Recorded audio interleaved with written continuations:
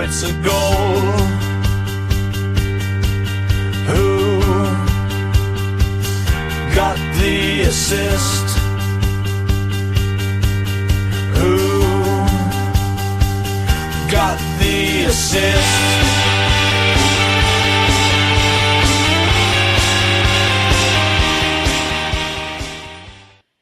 Hello everyone, hope you had a lovely, restful and hopefully not as hectic as my Christmas and festive periods and etc and so on and so on. And many commiserations of course for those who had to go back to work today, which is Friday. It's just one day, eh? This is my first year in 6-7 years. I haven't been working over the Christmas period because of my new office. It's all closed, which is absolutely great for this time.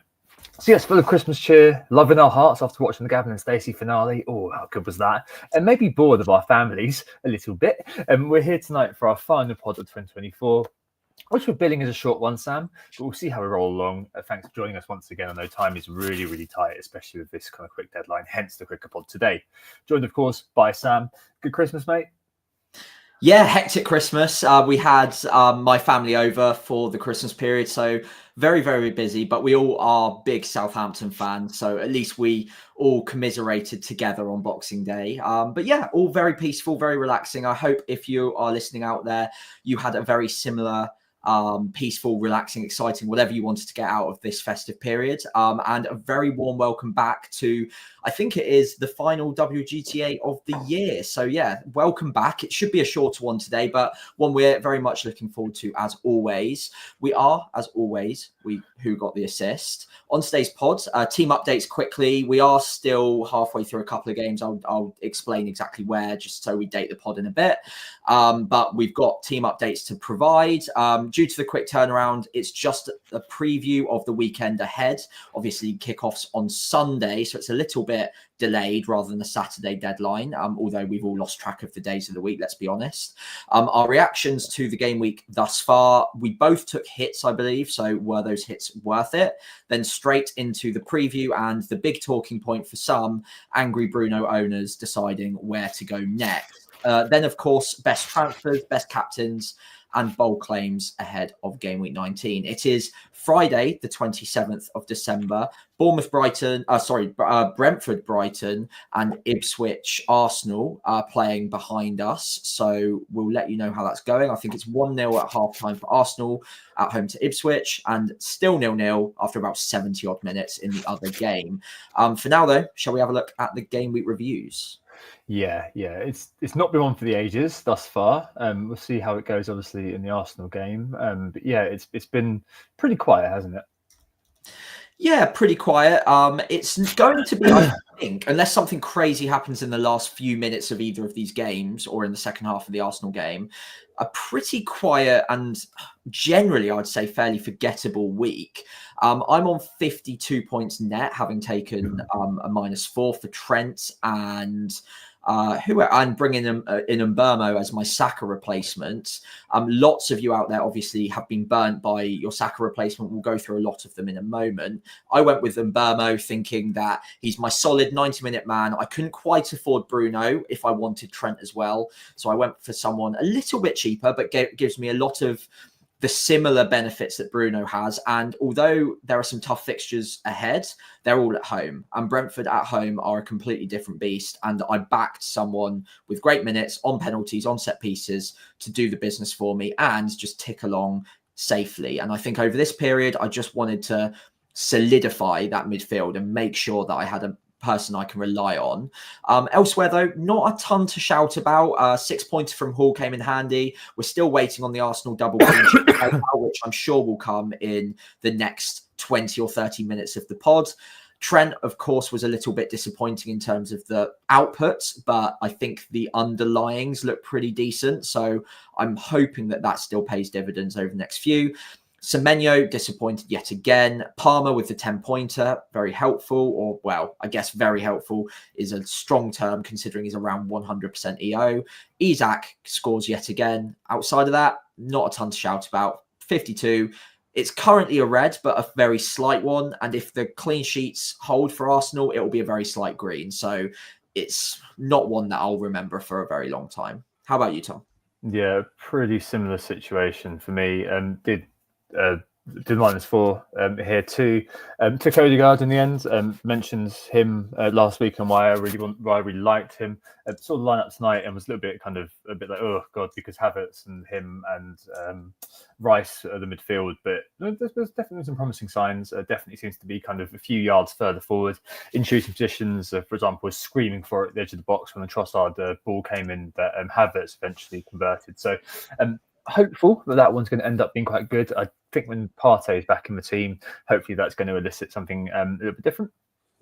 We shall have to see what happens with that one going forward. And I took a -4 in the end too. So last week I said it's a bit icky.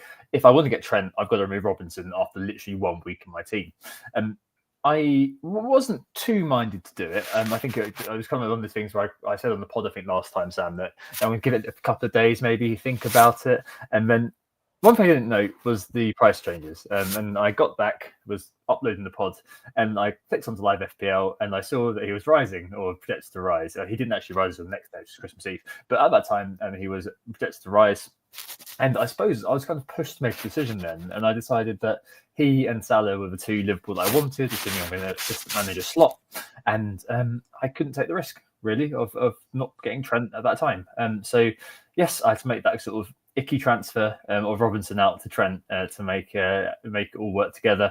Odegaard came in as well for Saka. And it's been all right, as you kind of said. Also got the Hall clean sheet. Also got the Isak goal. Mitoma's got a blank, so he's going to be gone this week for Ismail Sarr, and Palmer and Salah basically irrelevant. So basically the whole week has been Isak and Hall getting points. Because up the tune. Yeah, exactly. That's literally what it's been thus far. And so let's see what happens with the rest of this game. Can imagine some BS Ipswich goal going in at some point, can't you? It's inevitable. Yeah. And it feels like one of those weeks. So a small red down to about 500k or so, but we'll see. I think the green, unless Odegaard really goes off in the second half, is probably going to be again curtailed a little bit if that does indeed happen as well. But hey. We roll on and we march on indeed into the game week preview, because we are going to keep it short tonight.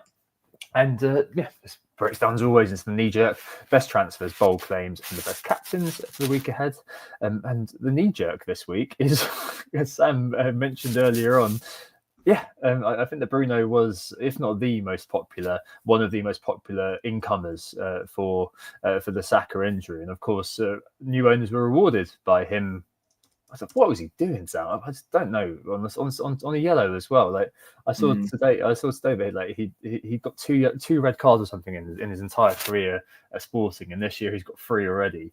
Like it's absolutely wild, isn't it? And Bruno owners, you can't be too upset, because at the end of the day, like you can't legislate for a player effectively losing his head. But I mean, it's difficult, isn't it, to just seeing your player come in, that happen. And I know there's maybe a bit of maybe people might think, oh, I'm just going to roll it or whatever, but they got Liverpool after the Newcastle game, so I don't know. It just feels like an instant sell, doesn't it, for a lot of people, and one of those that you just got to just deal with, even if it's really annoying. Yeah, the timing's not ideal, especially because the pin was a bit split this week as well. Lots of people have been flocking to other assets. It wasn't all on Bruno, so if you have gone there, I think he was probably marginally the preferred option out of the Saka replacements for those who had the money to do so. But there were other options on the cards. And I think luckily this week, none of them, other than maybe Anthony Gordon to an extent, but he didn't really go big, have gone off yet. But considering now you've got the red card, that's one extra transfer to catch up and almost make that decision once again. And a lot of the options that were on the cards last week almost have been taken off of the table now. I think the Liverpool boys, unless you've already gone there, you don't really trust them enough moving forwards, because the minutes are fairly sketchy. Foden as well did actually look fairly lively. I wouldn't completely take him off the table, but generally speaking, City don't look that functional right now. So yeah, there's limited options there, and I think we are going to end up almost narrowing down onto one player or a couple of players, and unfortunately it just means that you're an extra transfer behind. And look, I think Bruno's been fairly unlucky to get sent off 3 times this year. A couple of them were fairly questionable, but one was rescinded, wasn't it? One was rescinded, yeah. And I think overall, a lot of it is down to him trying to be a good leader and leading from the front and putting his best foot forward and getting really stuck into everything. But obviously, sometimes that can manifest itself in a negative way, and it will take it too far. There have been, obviously, like you said, some weaker incidences, and other referees might not have given it. But we are where we are. It's only a 1-game ban, but the timing doesn't really work out that nicely. And I think, considering the price point, it's probably one that you would look at quickly moving off of. Yeah, for sure. I mean, if there's a big problem in your team elsewhere, I'm not sure what that would be right now. Maybe goalkeeper. I think that it's probably best to move on, especially with all that money locked up in the Liverpool game coming in. This is mentioned in the chat that United are so far off it, and I completely agree with that as well. I don't know, it's just so inconsistent right now. And I said last week that one of my reasons for not going with Bruno, just don't fancy him in general as an FPL asset. I had said that since the start of the season, but one of the reasons I didn't want to go with him was because I've got Ahmad already. I didn't want to kind of double down on a very inconsistent team. But yeah, for that money, it's definitely worth moving on. And I suppose, Anthony Gordon, Sam, is the one. I know that a couple of people like Dan FPL Gas last week, so it was kind of flying the flag for him. And of course, he scored that early, really nice goal in the Newcastle game against Villa. I don't know. It kind of feels like the options have kind of maybe narrowed a bit down to him, an Arsenal player against Brentford next week, Flecken injured, me injured, a plethora of crockery over in West London at the moment. I don't know. It does feel like the options have sort of narrowed a tiny bit. I don't know. I've definitely seen, for example, Nick of this parish was suggesting that maybe he just go back in for his man Diaz, reasoning he didn't play Leicester, therefore he should start the West Ham game, for example. It really does feel like that at the moment. It feels like it's very much a case of trying to read the tea leaves on players like that, or just taking in those sort of 90-minute men, likes of Odegaard perhaps. I'm sure Martinelli probably going to have very decent minutes now, or someone like Gordon, you'd imagine, will have decent minutes too. Yeah, absolutely. And like I said, I also wouldn't be taking Foden completely off the table either. Anthony Gordon now seems a more and more sensible, logical pick. The data is actually really decent over the season. I think he's running at almost 0.6 XGI. And he's kind of gone under the radar a little bit up until now because Isak's just been taking all the headlines. And I think to an extent, there is an argument to say that Gordon will never be a must buy because Isak's going to hoover up the bonus points. He'll probably hoover up the majority of the chances being created for Newcastle. But if they're scoring enough goals, and they've scored, 11 in their last 3 now, including 3 against Villa, there might be enough to share around, and it might be okay to just pile in on double Newcastle attack. The next few fixtures on paper don't look necessarily the best, but reasonably speaking, in all of them, you can see them bagging at least a couple, considering the form they're in and the way their opponents upcoming are looking at the moment. So yeah, I wouldn't be scared off of Gordon whatsoever. He looks like a decent option.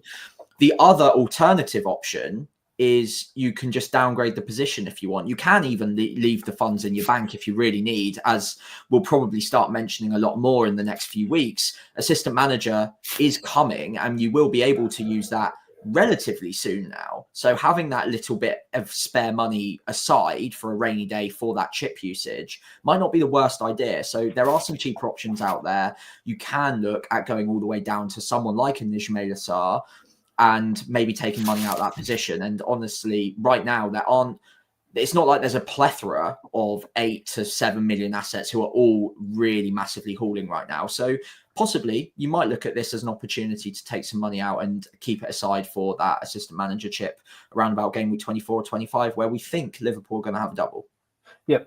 So I'm looking at Sarr this week for Matoma in sort of the mid-price area. I think he's a really decent pickup for the fixtures that are coming.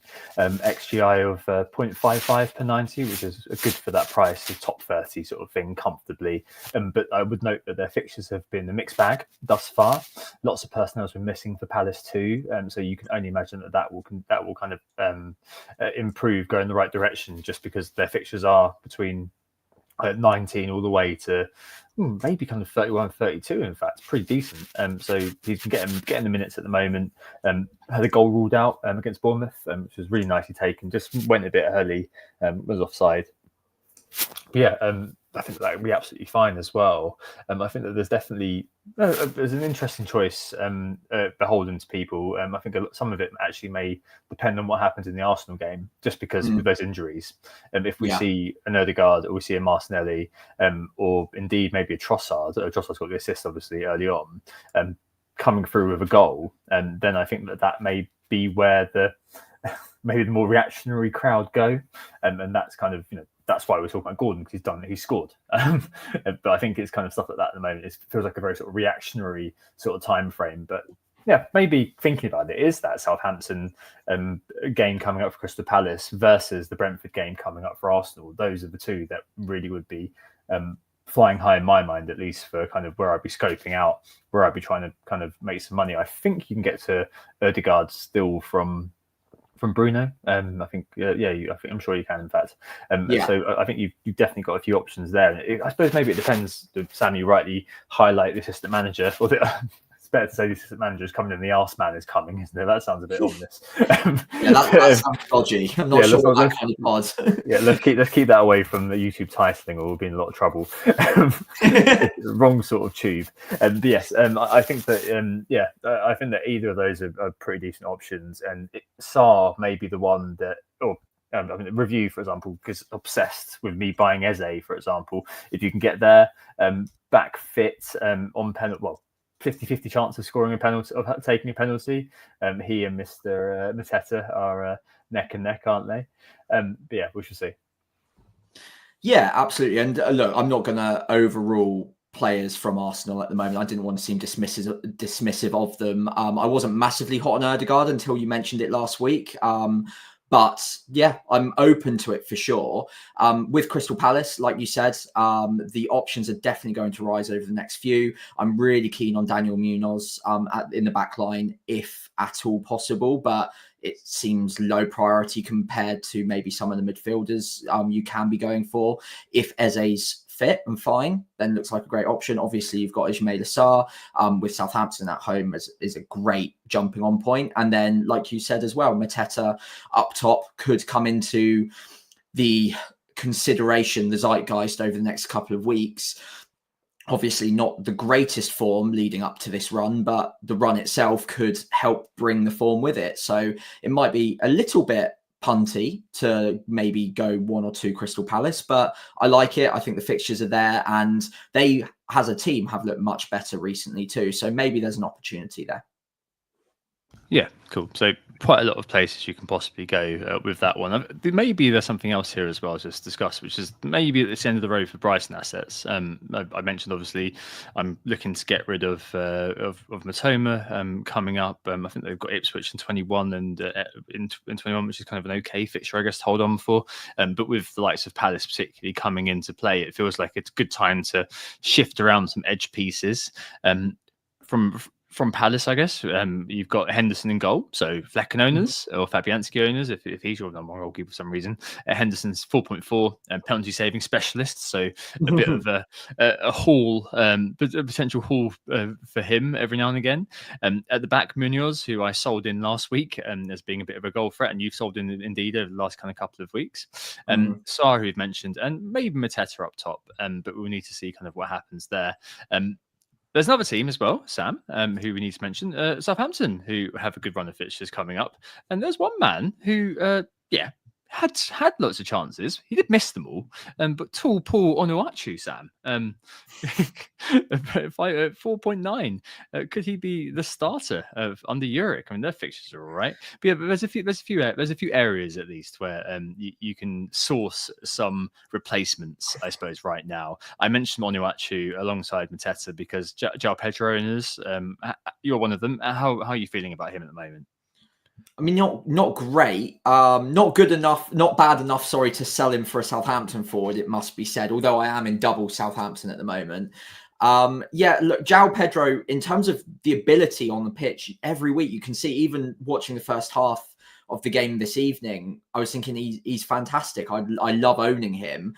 Enciso should have scored a layoff from João Pedro, and then we wouldn't even be having this conversation. But as people in the chat are rightly mentioning, goals have dried up really badly for Brighton recently in what was a good run of fixtures. So look, it makes sense to be looking at getting rid of assets that aren't getting the points, but there's still a lot going for him. And when you look around at the other options at his price point, there's just honestly nothing I massively like the look of. And barring one or two forwards I don't already own, generally the forward line isn't something I'm massively keen on right now. So I think João Pedro, we assume he's still on penalties. No reason to think he's not. Getting good minutes. Now he's back to full fitness. It's 90 every week, pretty much. You've got to think it's going to come eventually, and probably when you least expect or want it to. So yeah, look, it's tough to sell him to anyone, and I certainly wouldn't be going out my way to buy him. But considering the price point and considering all of the other factors going for him and the lack of alternatives, and although jokingly, Tall Paul did look pretty decent against West Ham and against Liverpool earlier in the season. Honestly, please just don't do it to yourself. Do not buy a Southampton player. It's just not worth it. So yeah, I'm probably just going to keep holding him until I can either find the money to upgrade to someone like Chris Wood, who's obviously a little bit more expensive, but worth the extra money, I would say, or someone else comes out from that 5.5 million bracket. But again, there's just no one I can really see that's that tempting. A couple of suggestions in the chat. So Animations has said Pedro's got to be a sell now, thinking of Jesus maybe 6.8. I mean, that's a big upgrade. Yeah, it's a big upgrade if you've got the money kind of hanging around. And a lot of people, because they've sold Saka and gone elsewhere than Arsenal, do have that slot open. I do anticipate that Jesus will be starting an awful lot for us going forward. I think it depends how it goes. It depends how it goes against Brentford. So Partey, I suspect, didn't play today. One, because it's Ipswich, and two, because of fitness. When he comes back into the team, it's between Jesus probably and Havertz for who sits out. I do think that potentially Havertz would miss this game. So maybe it's just the case that one of them, someone elsewhere has also had a bit of a fitness thing, or in the red zone potentially. Yeah, which means that Havertz has been forced to play this one. So, I don't know. I don't mind that one. Chat Sport said maybe Jimenez. Raul spoke to James FPL. He of telling me that Raul would play Southampton fame. I'm kidding, James. Earlier about whether he's going to play Bournemouth, and the suspicion seems to be that Muniz, after scoring again, is probably going to be starting that one. It's too competitive. Yeah, it's up in the air as well for Ipswich then as well in 20. I just don't know whether I could say.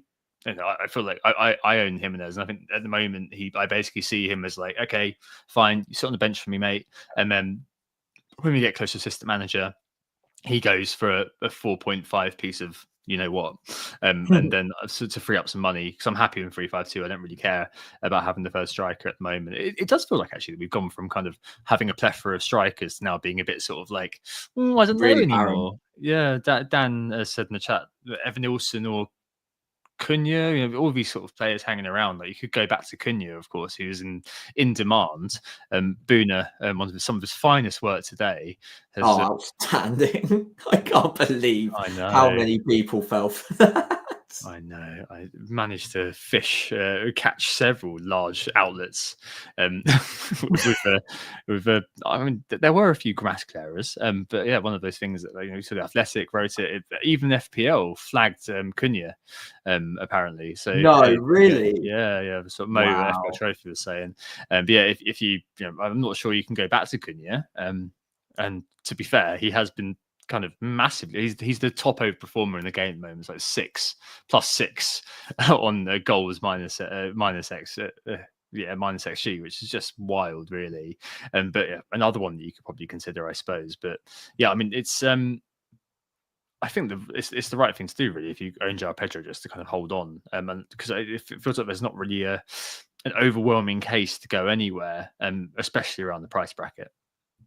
No, I completely agree, and I think it's key to mention that this is one of those edge pieces, and it is taking up so little of your budget. You're not expecting the biggest returns from them. We in general have quite well allocated budgets towards our midfielders at the moment. We've got 2 premiums in there in a lot of cases, certainly in both of ours, and until recently we had Saka there as well, taking up a lot of our money.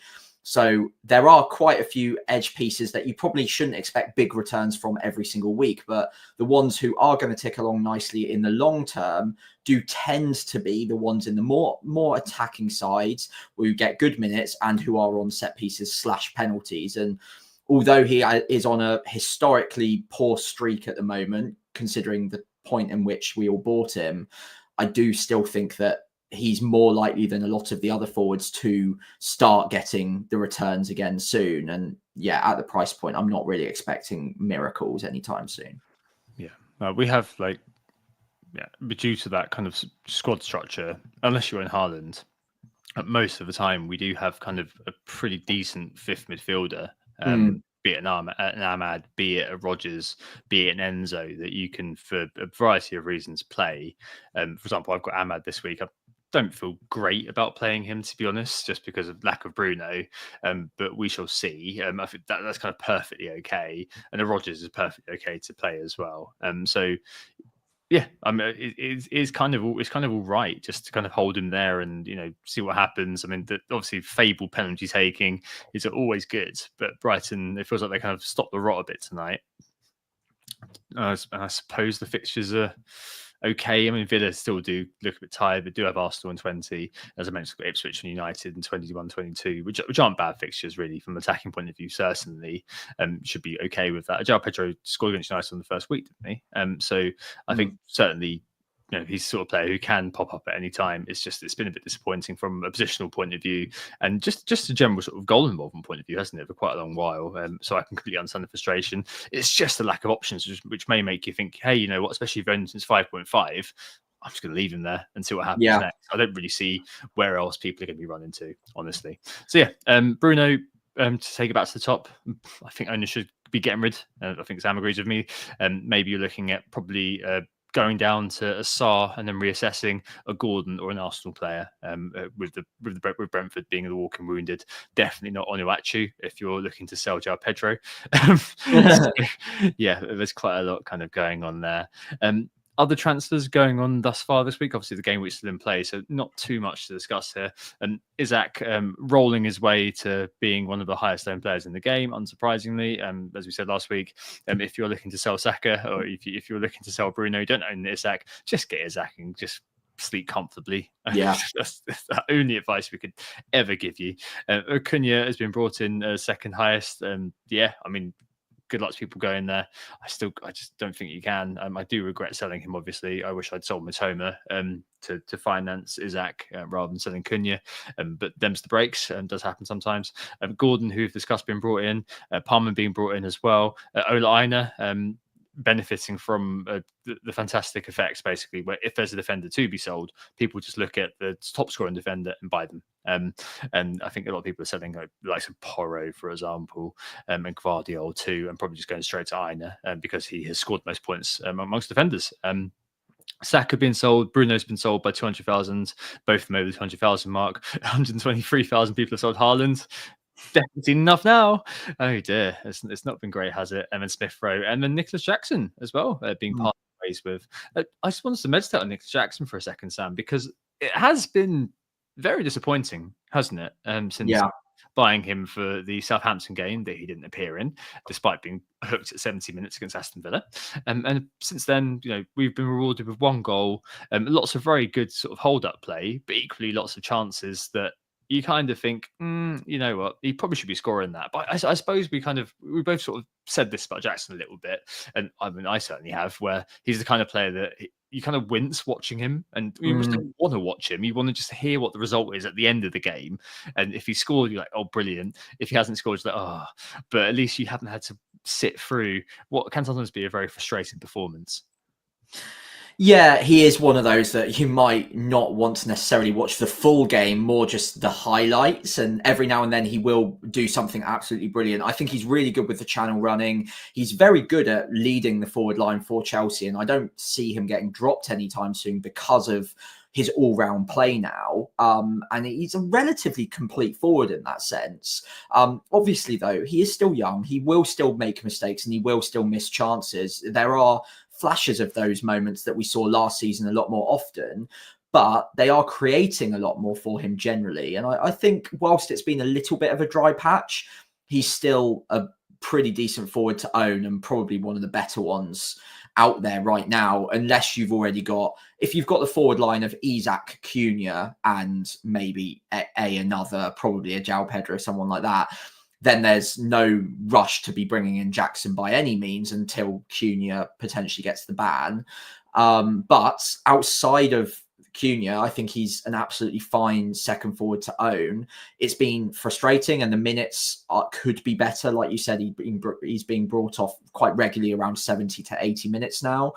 And frustratingly, there is the chance that when they play 3 games in a week or 3 games in 8-9 days, he does miss the middle one or get minutes off the bench. And I'm a little bit worried that that is about to happen against Ipswich, but I think you just roll the dice and you take the chance on that. I don't really think it's a massive priority to sell right now, with the fixture still looking pretty good on the horizon for Chelsea. And if you did, if Cunha had no ban coming, it would be a fairly easy one. But with that pending, it makes it very difficult to go there. Solanke's been fine, but not spectacular. And he rarely gets bonus points because all of the other Spurs assets also score or assist and do much more of the creative stuff. So his upside is fairly average. And then Chris Wood is on a bit of a barren patch as well at the moment, to be honest. So it's just the fact that, look, if loads of forwards were going off and doing really well, then João Pedro and Jackson would be bigger issues in my side. But there's just not a ton out there that I love. And in the meantime, I'm happy enough having both of them for their price points. And there's just not much more I do with the money elsewhere right now either. I mean, the only one that potentially could come into thinking, if you do have some money rolling around, or you're just sick of Jackson, you've got him on fraud watch, as they say.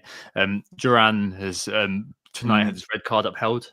So Watkins' next 3 games: Brighton at home, Leicester at home, and Everton away. 2 in the league, I think, isn't it? I was there, a cup game in between. I think so. Double check that, people, but I'm pretty sure I saw that somewhere. Okay, all right, but he could be one for the next 2 at least, and probably no one's going to be able to get to. And if you just fancy it, they've got the West Ham 3rd round game. I think I think that right for a red card. Yeah, anyway. So, double check. So it's one of those, isn't it, where you look at it and you think, okay, he could be an option for you. Definitely be kind of one of those X template options. I know that there's certainly a bit of fatigue surrounding how similar a lot of the teams are at the moment. And as we kind of flagged a few weeks ago, it's just one of those where that's going to happen in this period. So if you are looking at Jackson and think, you know what, I just don't trust this guy, and I completely understand why, then fair enough. But I think you're right, Sam. It's just a case of just holding him through.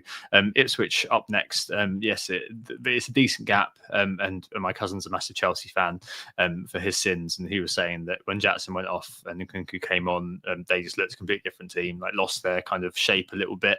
Jackson does a lot of the combative sort of off the ball stuff that Nkunku isn't as good at. So I think that we're, especially because they drop points, it probably does stand to reason that Jackson will play Ipswich, but you just don't know, and you've got to hope that, if he does come off the bench, then that's absolutely fine. I think they've got Palace after that, Bournemouth and Wolves before they run to a really easy game against Man City in game week 23. But yeah, one of those I'm kind of just happy to sit on for the time being, see what happens going forward. Is always a source of money, is always potentially a piggy bank you can smash, but I wouldn't be sitting there thinking, that's the source of what I'm going to be doing, especially because loads of people have got loads of other issues going on right now. I feel like a lot of it is kind of a little bit reactionary, that's for sure. I mean, that's it really at the moment for all the transfers going on. Best bold claims this week. I think I'm going to say I haven't got this one, Sam. No. It's unfortunate though, because on paper it looked like it could be a bit of a blockbuster week. It didn't quite pan out that way, nor did mine, by the way. I'll just quickly summarize mine. I went for Everton clean sheet against Man City. Obviously wiped out pretty early, but Everton, once again, a really strong defensive display. And to only concede 1 against City, obviously a number of impressive clean sheet performances against big opposition. Arsenal, Chelsea, I believe, were both clean sheets. Very, very impressive from Everton defensively. Obviously Pickford with the save as well. It made no difference that the clean sheet it didn't happen for him. He still hauled anyway. But no, still not a bold claim that's come through. And nor did yours, Tom. No, I had 40 plus goals scored on Boxing Day game week. Just the 23 goals needed in the Arsenal Ipswich game. I don't think we're going to get there. Gabriel Jesus has just been subbed off as well. So he's hungover from his birthday, Sam. That's the issue. Yeah. So yeah, I'm going to say that's a no for this week. And next week, where are we going? Yeah, next week. I think you mentioned 120,000 sales of Erling Haaland ahead of Leicester. I wouldn't be selling him now. Like, I don't know who's still got him, honestly, but if you do, come on, it's Leicester. They look so open at the back at the moment. Their performances under Ruud van Nistelrooy are even weaker defensively than they were under Cooper. I think there's an opportunity there. And obviously, I'm not going to go there with any City assets, and I can't take a -8 or -12 to get to Haaland just for the sake of this game. But I can see him coming back with a bang in this one. Haaland hat-trick. Hat-tricks are always bold, aren't they, Tom? Yeah, we can definitely have those. And I've just happiness hedged, to be honest. Didn't have much time to prepare for tonight's pod, unfortunately. So I've just gone for Cunha to score at least a brace versus Spurs, just because Spurs have got no defence whatsoever. So Dragusin came off as well, injured. Yeah. It looks like it could be like Basuma and Gray. I think Ben Davis still had a setback. So yeah, that defence is absolutely shot to pieces. Cunha to score at least a brace versus Spurs and deepen the misery, I suppose, from this week. Yeah, I feel like that could be. What happens if he gets banned beforehand? Then I have to text you something ridiculous 5 minutes before. Like a Southampton win, something like that. Just make sure we're not booned just beforehand. Yeah. Cool. All right. Well, rolling along pretty nicely here. Not got too long to go for today's pods. Yeah, very quick turnaround. You get what you're given. Best captain this week. Anyone going to stop Salah, Sam? If this is the week to go against, I mean, the week just gone, as we discussed a little while ago in the game week reviews, both these players, Salah and Palmer, were basically irrelevant. And Salah performing was obviously great. Palmer performing was obviously great, but made, I don't know, maybe a 10-place difference to our overall ranks, even at our lowly ranks. I think you just go with the market here, don't you, as Captain Salah this week, despite the fact that Ipswich is on the table for Palmer. Yeah, look, don't get me wrong. I'm almost certainly going to be captaining Salah here, but he's just so unbelievably consistent. We say it every single week because he just keeps doing it. So what more can we possibly say at this point? He's not against a particularly strong opposition, even though it's away from home. And by the way, his underlying data is ever so slightly better away from home this season than at home, which I was fairly surprised by. Small sample sizes, all of that, but it's definitely not a downgrade having him away from home at the moment. And obviously West Ham, you would think he is more than capable of hauling yet again. So don't get me wrong, I will not be backing, almost certainly not be backing against Salah, but given his ownership and EO is going to be exceptionally high, it'll be 180 plus again, I would assume, up in the top million or two. There is an opportunity, and if you've got Haaland, I would honestly say that that's worth going for if you're chasing the pack against Leicester. I think that's a good opportunity. But also Cole Palmer, who is a huge flat track bully against promoted sides and weaker defences, could again be not a bad shout on a slightly lower EO. Now, obviously, most people do own both of these players, but I would imagine Palmer's effective ownership, because very few will actually captain him, will be up maybe around 105, 110% in the top ranks. So it could be one that if you fancy a big haul, then you could chance your arm on Palmer. But don't get me wrong, everything I said about Salah holds true. And that is almost certainly where I'll be putting the captaincy this week. Yeah, no, I think you're probably right. I just don't see the point of risking it, especially going in. You want to go into the new year on a green, so that's kind of where I would go. But if you see this an opportunity, then fair play to you. Right now, I just kind of look at it and think, I just don't really be going against that, especially given how Liverpool have been performing. Anything stop Salah? Not this week, I don't think. Maybe next week. we'll see it go the other way. I don't know. I'm pretty sure it's at the point now where you look at it and just think, well, as I said a little while ago when Alex and said to you last week as well. I'm just fine with it sticking on one player and then the rest of your team being where the gains are. I know you get more sort of more substantial gains from your captaincy going off, which may be where you look at it and think, okay, well, maybe I will go Palmer this week.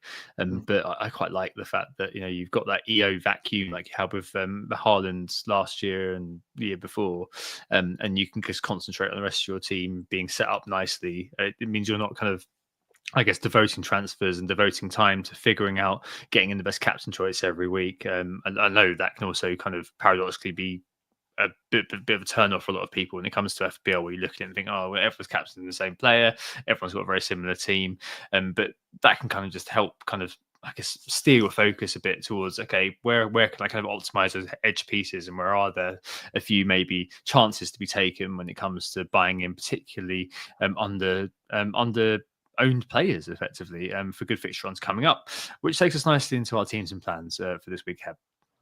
It does indeed, and I'm first up on this one. Haven't made any moves as of yet. Double Arsenal defence against Brentford away doesn't look great for a clean sheet, though, admittedly. In the back line, Robinson comes in at home to Bournemouth, West Ham away for Trent. In the midfield, Salah, predictably captain, Palmer vice, Mbeumo at home to Arsenal, and Ahmad currently starting at home to Newcastle.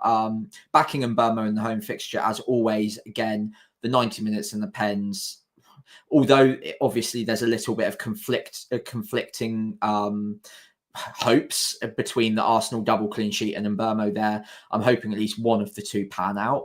And then up top, it's Isak, Pedro and Jackson, who I'm likely not going to be shuffling around at the moment. Now, the decision I do have to make revolves around benching. I've got Ahmad starting at home to Newcastle at the moment, but I do have Semenyo away at Fulham on the bench. I could feasibly start Semenyo away at Fulham, although Fulham defensively have been pretty good.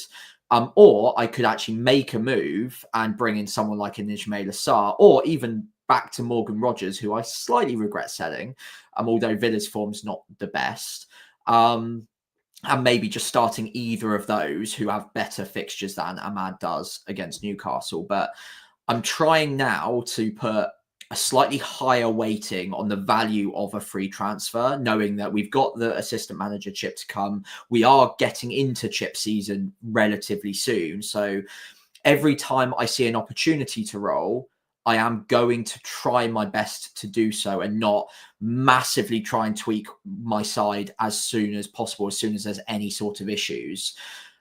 So with that in mind, I think I am quite likely to roll unless there's something big that pops up. If I was to make a transfer, it'd probably be Sarr in for Semenyo and start Sarr. Yep, fair enough. It makes a lot of sense. I think I'm going to go the other way, actually. Me being me, and maybe start to just free up money where I possibly can. Because I'm at 0.0 with the moves I made last week, and I don't want Matoma anymore. A little bit different for you with João Pedro, where you're like, okay, well, I can play him, I could bench him, don't really care, I can deal with that. But Matoma, I think I've reached the end of the road with him. He's very, very annoying. And Ismail Assar is obviously there for the buying, and I will probably be doing that. In fact, I won't be doing it tonight. I don't think he's rising. I'll see if any information comes out tomorrow, but I'll definitely be doing that for this week. And then kind of, I think next week as well, then maybe look at from maybe Van Hecker to Anderson or Castagna as well, just to eke out even more money effectively ahead of that season going forward. Only real dilemma for me this week, I suppose, is I've got basically the 11th man, Sam. It's Mykolenko, Hall, Ahmad, or maybe the 10th, 11th men. Mykolenko, Hall, Ahmad, and Jimenez. I don't really know which of those two to play at the moment. I've got Mykolenko at home against Forest, thinking that's kind of one of those kind of 0-0 games potentially on the pitch, starting over Hall, and because I'm not playing Hall, therefore it means that I'm interested. I probably will play Ahmad, who didn't play very well in the last game, but does do fairly decent underlying numbers. Don't know how much Bruno is going to impact that. We shall see. Maybe there'll be a kind of some sort of synergy that appears without Bruno hogging the ball all the time for United. But yeah, we will see about that. But I quite like the idea of just having both attacking players, Ahmad and Isaac in that game, benched the defender. And having spoken to the Fulham Oracle, I probably will leave Raul on the bench this week, just because I know, again, Ahmad was probably going to start that game, whereas I don't know if Raul will, and I kind of just prefer just throwing Mikalenko in. Of course, Hall will keep clean sheet, and Mikalenko, after benching millions of clean sheets, won't keep one against Nottingham Forest, but I feel like that's the way to go here. So yeah, a bit of a 3-5-2. Yeah, I like it, and I think for what it's worth, if I had Mitoma, I probably would downgrade to Sarr, given he came off early today. And I think you've also got the benching order correct too. So no complaints from me on this. It's a good looking side, and hopefully for you, it's back inside the top 500k and another green arrow. Yeah, I'll do that, and then probably just try to figure out. Robinson, because I saw Robinson, right, and everyone's going to own him this week and next week. Hopefully Bournemouth do show up against Fulham, that'll be a tough game. If they keep a clean sheet, then ouch, that's going to really hurt me if Mikalenko doesn't do one. So I may be looking at getting Anderson something in the week after. But hey, there we go. Really straightforward this week, I think. We say that, and thanks for listening. Thanks for watching. Very, very short turnaround pod, just because this has got a day's shelf life before it all comes around again. Such the beauty of this time of year. Unbelievable. And for the first time ever, I think we are actually wrapping up the show before full time of the final game of the game week. So we'll see how that pans out. Hopefully the clean sheet holds, but by the time you're listening to this, it probably has fallen and we've both gotten slight red arrows from that. In the meantime, though, we've really enjoyed the show and making it for you. I hope you have enjoyed listening to, I believe, the last WGTA of 2024, as Tom will confirm in a moment. Thank you all so much for listening. We have been Who Got the Assist. You can find us on Blue Sky at WGTA or myself at FPL Pricey. WGTA_FPL or FPL Pricey on Twitter, X, whatever you want to call it. Instagram and Threads, it's WGTA.FPL, and again, FPL Pricey on there. If you did enjoy the pod, if you could please do one or all of the following, including following us on those social channels, giving the pod a 5-star rating on wherever you're listening to it. And of course, if you're watching along on YouTube at any point, if you could leave a like and subscribe to the channel, that's also really, really helpful. Anyway, Happy New Year to all of you listening. And thanks again, Tom. I'll see you in 2025. Yep, thanks very much, Sam. Thanks very much all for listening and watching. Hope you enjoyed the pod. Hope it's assisted you for the upcoming game week and indeed throughout 2024. We'll be back on New Year's Day. Happy New Year. Speak to you very, very soon. Oh, it's a goal. Who got the assist? Who got the assist?